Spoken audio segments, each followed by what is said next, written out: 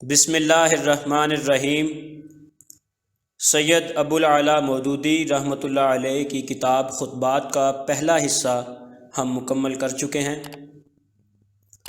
پہلے حصہ میں ہم نے کلمہ طیبہ، مسلمان اور کافر کے درمیان فرق اور مسلمان ہونے کے لیے علم کی ضرورت کا مطالعہ کیا۔ اب ہم اس کتاب کا دوسرا حصہ شروع کرنے جا رہے ہیں، جسے ہم اس کتاب کا دوسرا باب بھی کہہ سکتے ہیں۔ اس کا عنوان ہے اسلام۔ اس باب میں ہم جن خطبات کا مطالعہ کریں گے ان کے عنوان یہ ہیں: ایمان کی کسوٹی، اسلام کا اصلی معیار، خدا کی اطاعت کس لیے، اور دین اور شریعت۔ تو آئیے آج کے خطبے کا آغاز کرتے ہیں، جس کا عنوان ہے ایمان کی کسوٹی۔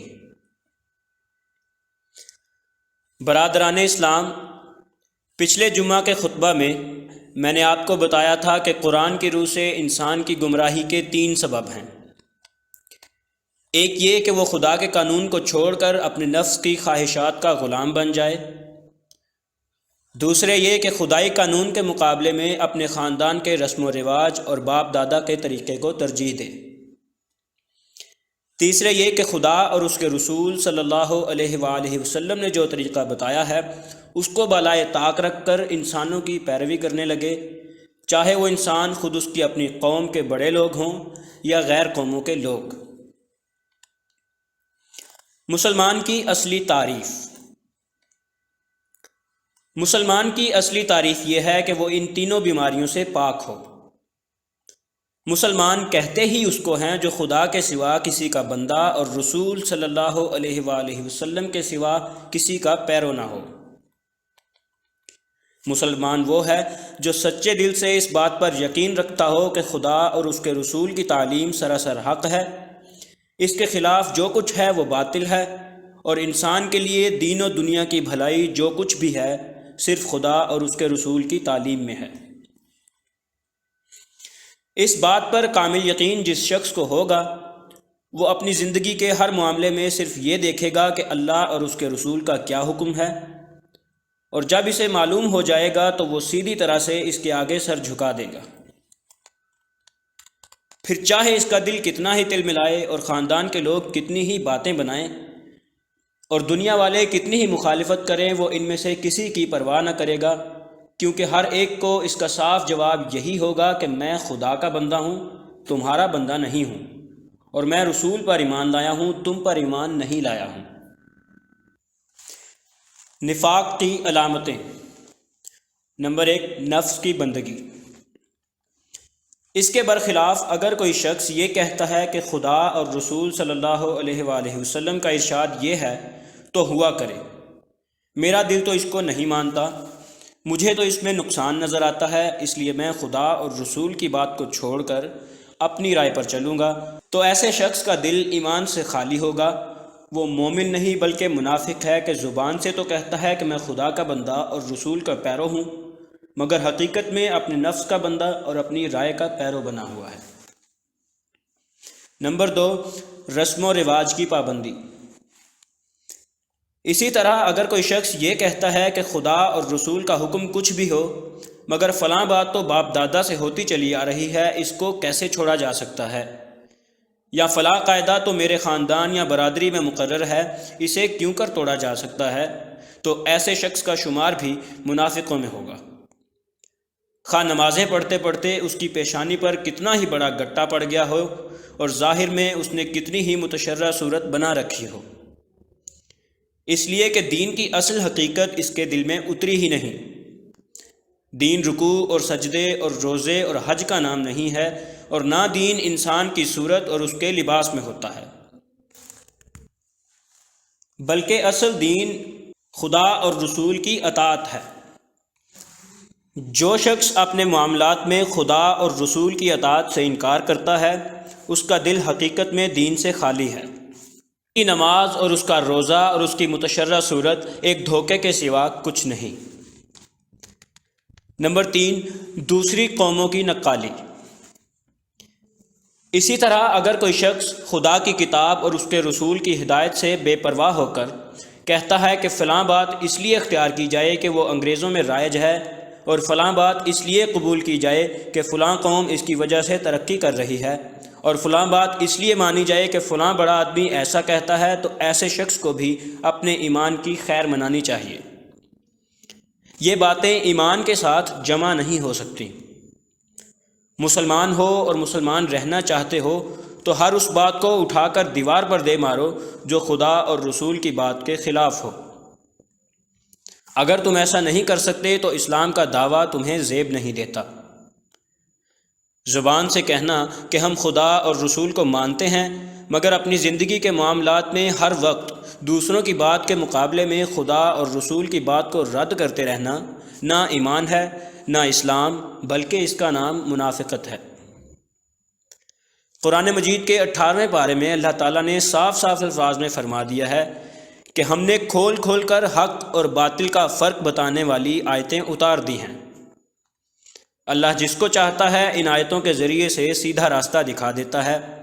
لوگ کہتے ہیں کہ ہم اللہ اور اس کے رسول پر ایمان لائے اور ہم نے اطاعت قبول کی، پھر اس کے بعد ان میں سے بعض لوگ اطاعت سے منہ موڑ جاتے ہیں۔ ایسے لوگ ایماندار نہیں ہیں، اور جب ان کو اللہ اور رسول کی طرف بلایا جاتا ہے تاکہ رسول ان کے معاملات میں فیصلہ کرے تو ان میں سے کچھ لوگ منہ موڑ جاتے ہیں، البتہ جب بات ان کے مطلب کی ہو تو اسے مان لیتے ہیں۔ کیا ان لوگوں کے دلوں میں بیماری ہے، یا کیا یہ شک میں پڑے ہوئے ہیں، یا ان کو یہ ڈر ہے کہ اللہ اور اس کا رسول ان کی حق تلفی کرے گا؟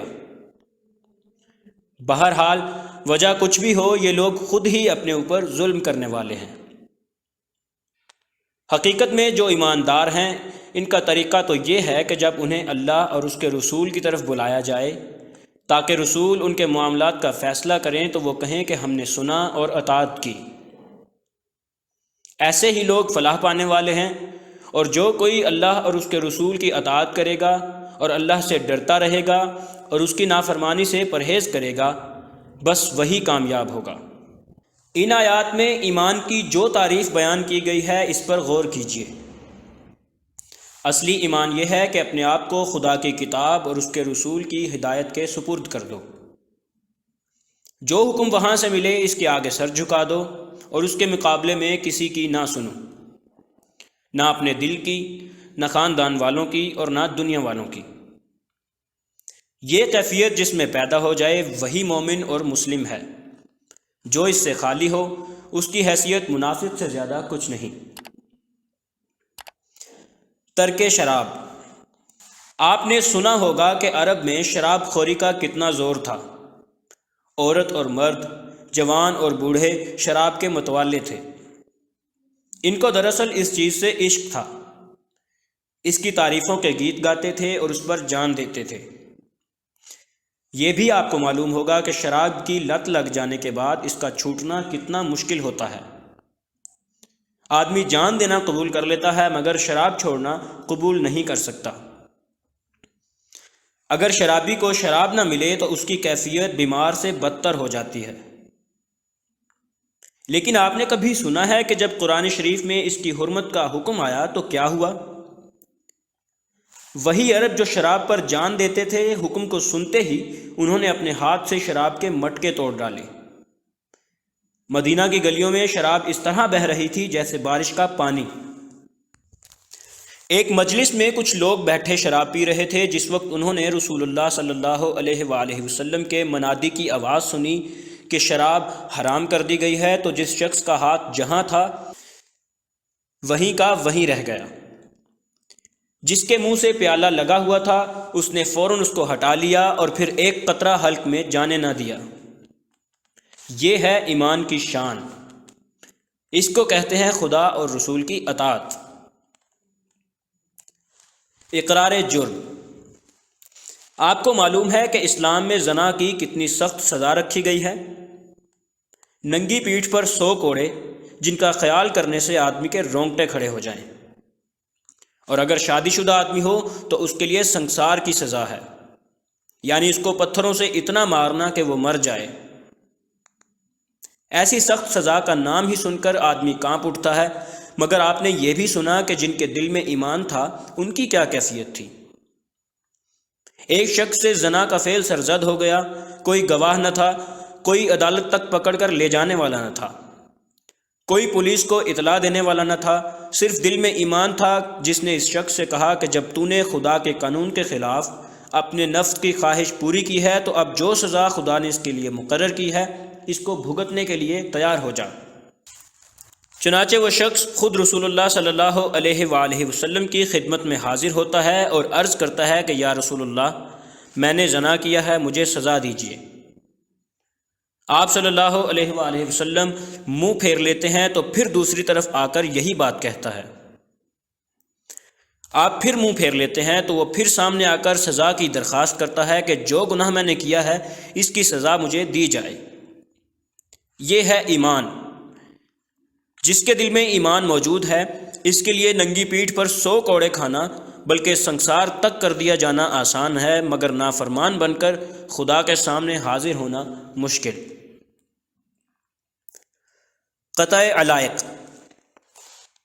آپ کو یہ بھی معلوم ہے کہ انسان کے لیے دنیا میں اپنے رشتہ داروں سے بڑھ کر کوئی عزیز نہیں ہوتا، خصوصاً باپ، بھائی، بیٹے تو اتنے پیارے ہوتے ہیں کہ ان پر سے سب کچھ قربان کر دینا آدمی گوارا کر لیتا ہے۔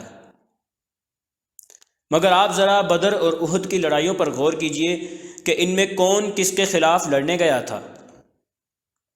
باپ مسلمانوں کی فوج میں ہے تو بیٹا کافروں کی فوج میں، یا بیٹا اس طرف ہے تو باپ اس طرف، ایک بھائی ادھر ہے تو دوسرا بھائی ادھر، قریب سے قریب رشتہ دار ایک دوسرے کے خلاف مقابلے میں آئے ہیں اور اس طرح لڑے ہیں کہ گویا یہ ایک دوسرے کو پہچانتے ہی نہیں، اور یہ جوش ان میں کچھ روپے پیسے یا زمین کے لیے نہیں بھڑکا تھا، نہ کوئی ذاتی عداوت تھی، بلکہ صرف اس وجہ سے وہ اپنے خون اور اپنے گوشت پوست کے خلاف لڑ گئے کہ وہ خدا اور رسول پر باپ اور بیٹے اور بھائی اور سارے خاندان کو قربان کر دینے کی طاقت رکھتے تھے۔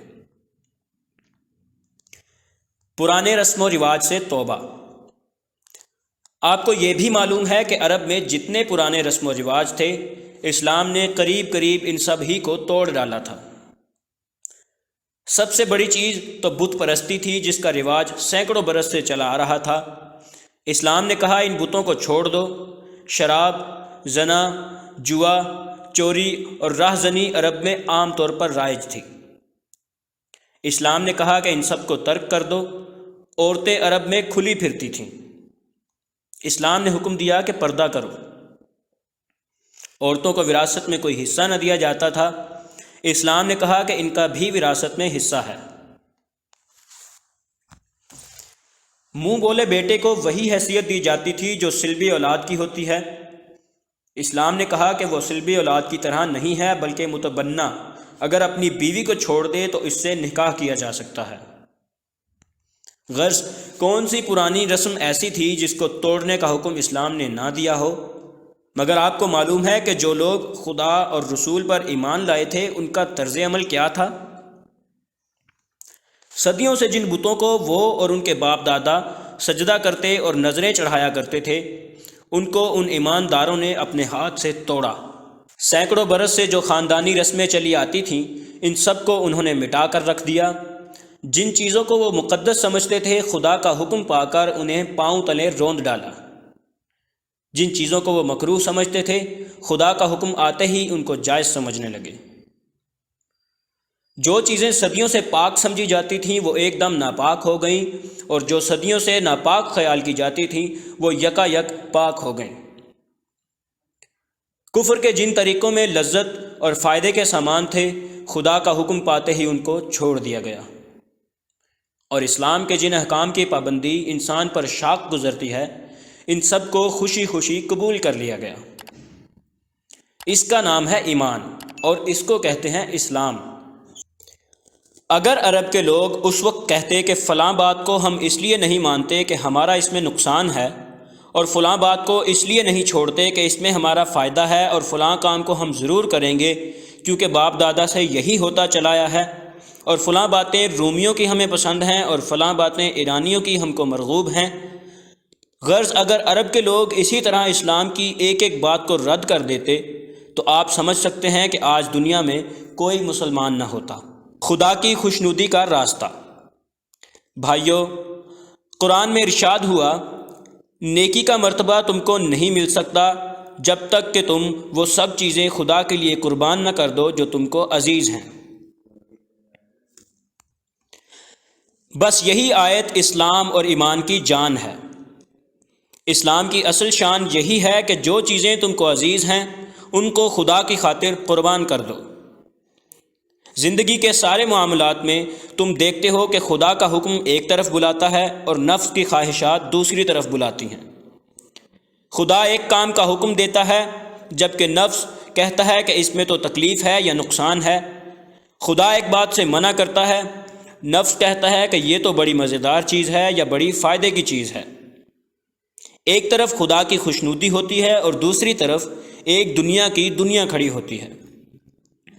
غرض زندگی میں ہر قدم پر انسان کو دو راستے ملتے ہیں، ایک راستہ اسلام کا ہے اور دوسرا کفر و نفاق کا۔ جس نے دنیا کی ہر چیز کو ٹھکرا کر خدا کے حکم کے آگے سر جھکا دیا، اس نے اسلام کا راستہ اختیار کیا، اور جس نے خدا کے حکم کو چھوڑ کر اپنے دل کی یا دنیا کی خوشی پوری کرنے کی کوشش کی، اس نے کفر یا نفاق کا راستہ اختیار کیا۔ آج کا مسلمان۔ آج لوگوں کا حال یہ ہے کہ اسلام کی جو بات آسان ہے اسے تو بڑی خوشی کے ساتھ قبول کرتے ہیں، مگر جہاں کفر اور اسلام کا اصلی مقابلہ ہوتا ہے وہیں سے رخ بدل دیتے ہیں۔ بڑے بڑے مدعی اسلام لوگوں میں بھی یہ کمزوری موجود ہے۔ وہ اسلام اسلام بہت پکاریں گے، اس کی تعریف کرتے کرتے ان کی زبان خشک ہو جائے گی، اس کے لیے کچھ نمائشی کام بھی کر دیں گے، مگر ان سے کہیے کہ یہ اسلام جس کی آپ اس قدر تعریفیں فرما رہے ہیں، آئیے ذرا اس کے قانون کو ہم آپ خود اپنے اوپر جاری کریں، تو وہ فوراً کہیں گے کہ اس میں فلاں مشکل ہے اور فلاں دقت ہے، اور فی الحال تو اس کو بس رہنے ہی دیجیے۔ مطلب یہ ہے کہ اسلام ایک خوبصورت کھلونا ہے، اس کو بس طاق پر رکھیے اور دور سے بیٹھ کر اس کی تعریفیں کیے جائیے، مگر اسے خود اپنی ذات پر اور اپنے گھر والوں اور عزیزوں پر اور اپنے کاروبار اور معاملات پر ایک قانون کی حیثیت سے جاری کرنے کا نام تک نہ لیجیے۔ یہ ہمارے آج کل کے دینداروں کا حال ہے۔ اب دنیا داروں کا تو ذکر ہی فضول ہے۔ اسی کا نتیجہ ہے کہ نہ تو اب نماز میں وہ اثر ہے جو کبھی پہلے تھا، نہ روزوں میں ہے، نہ قرآن خوانی میں، اور نہ شریعت کی ظاہری پابندیوں میں، اس لیے کہ جب روح ہی موجود نہیں تو نرا بے جان جسم کیا کرامت دکھائے گا۔ دینی کتب کی مزید آڈیوز اور مفید معلومات کے لیے ہمارے چینل مینٹورز اکیڈیمیا کو ابھی سبسکرائب کر لیں۔